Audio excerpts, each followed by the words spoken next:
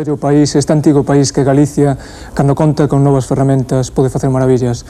Este é o caso, este é o exemplo de Luciano Piñeiro, Chano Piñeiro, 30 anos, nacido en Forcarei, veciño de Vigo, boticario de profesión, pero sobre todo director de Mama Asunción.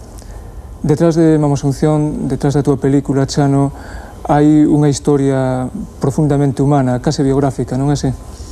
Sí, de feito está basada nunha historia que eu conocín cando era un rapaz pequeno lá na miña aldea, en Forcarei. Inspiroume aquela historia a película, non? Que queres que che conte un pouco a historia? Sí, eu penso que... Pois, bueno, con 7 ou 8 anos eu iba todos os días ao correo, ao reparto do correo, non? Entón, comigo iba tamén... puñase moi cerquiña de min unha vella que todos os días clavaba o seu ollar no chao e escoitaba con toda atención os nomes que o carteiro iba dicindo, non? Dos afortunados que tiñan a lotería desa carta esperada moitas veces de fora, de Francia ou de México ou de lonxe, non? Entón chamoume a atención esta muller que iba todos os días e nunca tiña carta. Entón foi cando preguntei, bueno, pero que ven facer aquí esta señora se non ten carta nunca, non?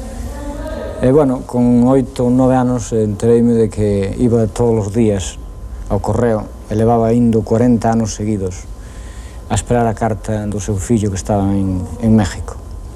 Logo eu marcheime ao colexio, marcheime á universidade e 10 anos máis tarde, cando xa levaba 50 anos indo e cando todo o mundo pois xa casi nin se reía dela porque non lle facían caso, chegou a primeira carta do fillo. E unha semana máis tarde chegou o fillo, petou na porta de casa e abriu a porta a nai. Entón o fillo dixo, mamá, e ela asombrada botou a correr ao cuartel de Guardia Civil para chamar polo cabo, dicíndolle, señor cabo, Demetrio, se chamaba, señor Demetrio, por favor, veña a miña casa que hai un ladrón que me quere roubar. E era o seu fillo que se marchara con 17 anos e volvía con 67, vello, non precisamente con moitos cartos. Esa historia foi a que me inspirou. Na versión cinematográfica desta impresionante historia, unha historia, por outra parte, cotián e comprensible en Galicia, participan os entes do pobo. Que tales actores son os entes do pobo? Pois eu considero que son os mellores actores que pode un topar para estas historias. De feito, na película nosa esta hai un actor que é un amigo meu, que é Antón Casal, un actor aficionado. Teño que recoñecer que en certos momentos secais se lle note que é o único actor que hai. Os demais non se lle nota que son actores, dáse de conta de que fan o que fan todos os días, o sea que é un feito do máis natural. Posiblemente a película esta chega de alguna maneira mellor porque está feita dunha maneira natural, sin forzar a ningún personaxe, non? Por exemplo, mesmo o carteiro que na película sae foi o carteiro que na vida real lle dou aquela carta a aquela señora. En fin, o rapaz do tiracollos pois é así. El é un rapaz que é un furafollas que sempre está meténdose con cousas, é un traveso, non? E, bueno, a tía Asunción xa é outra historia, a tía Asunción é outra historia. En Mama Asunción obtivo importantes éxitos, mesmo premios en Bilbao, en Alemania, en Australia. Como recibía a xente unha historia de Galicia contada dese xeito cinematográficamente?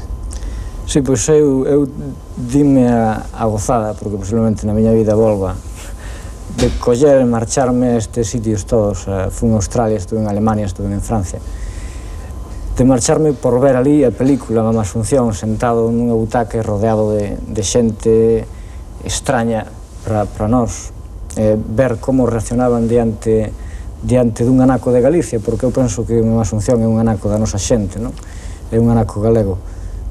Entón, dime esa gozada de ir a estes sitios. Realmente, teño que confesar que en algunha ocasión casi chorei de emoción cando escoitei os aplausos e os posteriores comentarios de moita xente, non? Xente, pois, prácticamente de todo o mundo que me viña a decir que a película lle chegaba, que lle recordaba. Por exemplo, topei en Bilbao unha señora que veu onde a min, que é argentina, e que díxome Chano, porque é a muller dun director de cine argentino, xa non teño que falar contigo, pero agora teño presa, voume ao hotel porque lle teño que escribir unha carta a miña nai, non? Foi posteriormente de ver a película, non?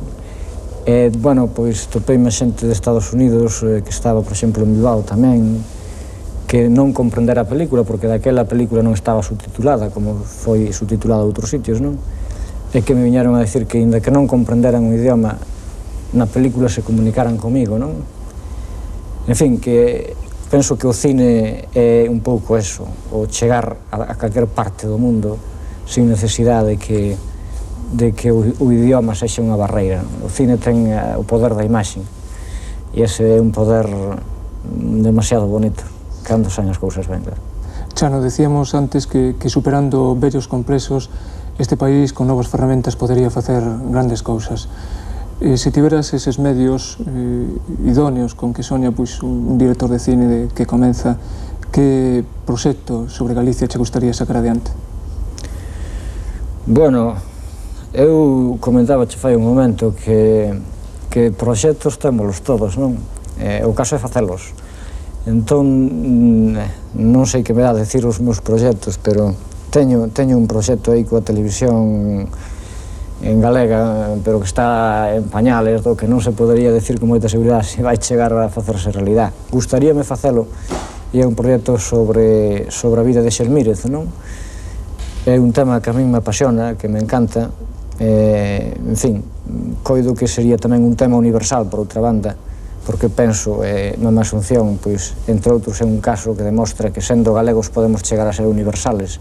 É unha historia netamente dunha aldeiña daqui, que eu pensei que iba a ser para 4 amigos meus, para que 3 pingüinos máis que apareceran por ali, pois resulta que ao final chega a todo o mundo, non? E ti quedas sorprendido. Entón é cando te das de conta de que sendo galegos é posiblemente unha das mellores formas de ser universales, non? E este tema, que é un tema galego 100%, pois penso que tamén é un tema universal, ademais do que encerra o feito de estar Santiago de Compostela como coprotagonista de Xelmírez, non? Ser galegos e ser universais é un bo lema.